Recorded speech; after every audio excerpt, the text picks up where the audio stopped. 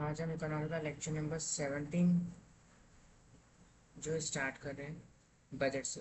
तो बजट जो है कॉन्स्टिट्यूशन में बजट जो है स्पेसिफाई, ये टर्म का यूज़ नहीं किया गया है। इसकी जगह कॉन्स्टिट्यूशन में क्या है, कॉन्स्टिट्यूशन में एनुअल फाइनेंशियल स्टेटमेंट इसको मेंशन करा है, जो कि आर्टिकल 112 में आता है। अब एनुअल फाइनेंशियल स्टेटमेंट में हम दो चीज़ें शो करते हैं, एक्सपेंडिचर और रिसिप्ट्स। और एक्चुअली में इसको रिसिप्ट्स नहीं, ये है रेवेन्यू। ठीक है, तो बजट में हम दो चीज़ शो करते हैं, एक्सपेंडिचर एंड रेवेन्यू। अब गवर्नमेंट इसको रेवेन्यू ना बोल के रिसिप्ट्स यहाँ पे बोलती है। क्या बोलती है? रिसिप्ट्स। ठीक है, अब जब गवर्नमेंट बजट प्रेजेंट करती है तो काफ़ी सारे डॉक्यूमेंट्स जो है प्रेजेंट करती है। For example FRBM, tax expenditure, appropriation bill, जो कि कंसोलिडेटेड फंड ऑफ इंडिया से मनी निकालने के लिए इसको पास करना पार्लियामेंट से ज़रूरी है। ठीक है, उसके बाद आता है फाइनेंशियल बिल। और जो बजट पास होता है वो होता है first working day of February को, first working day of February को। ठीक है, अब फॉर एग्जांपल 2026 में एक बजट प्रेजेंट हो रहा है, ठीक है, करंट बजट।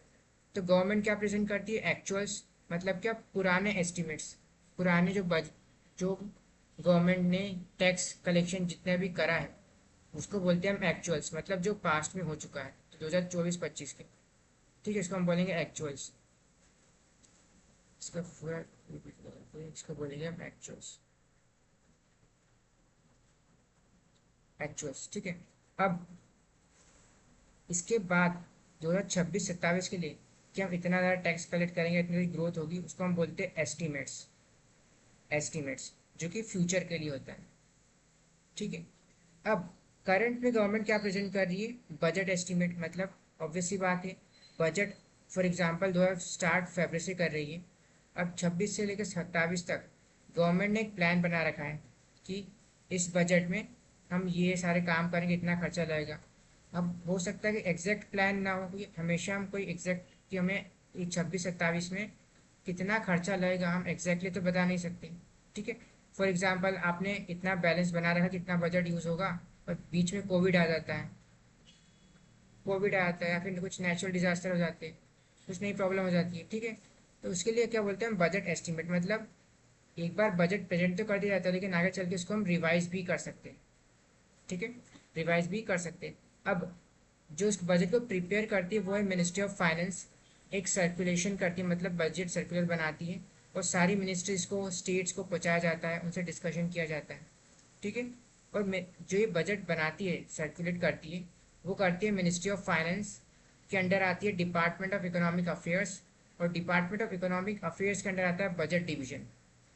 ये जो है बजट को बनाने का काम करते हैं, बजट को बनाने का काम करते हैं। ठीक है, इसके बाद हम कंसेप्ट की बात करें तो बजट में तीन टाइप के होते हैं। जेंडर बजट, जो कि इंडिया में 2005 और 6 में लाया गया था, जिसमें पर्टिकुलर सेक्शन ऑफ सोसाइटी के पीपल को, मतलब वुमेन्स को स्पेशली टारगेट किया जाता है उनके इम्प्रूवमेंट के लिए, उनके इम्प्रूवमेंट के लिए।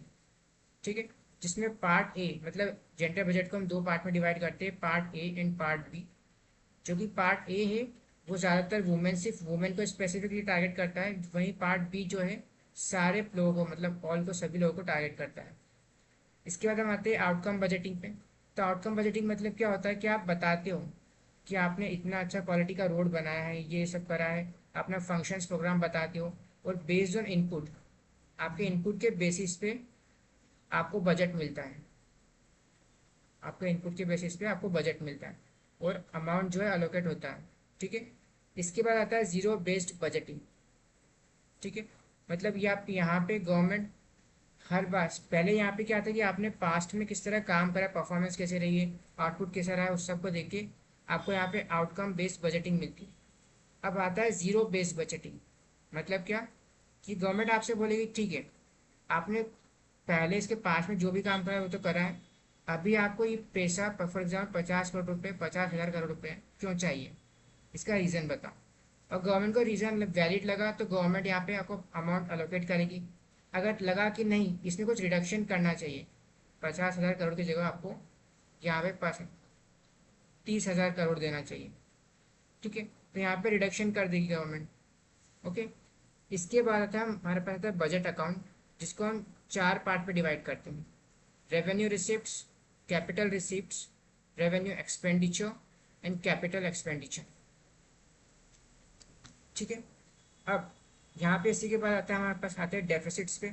तो हमारे पास छह तरह के डेफिसिट्स होते हैं: revenue deficit, effective revenue deficit, fiscal deficit, primary deficit, budget deficit and monetize deficit. ये सारे डेफिसिट हमें देखने को मिलते हैं।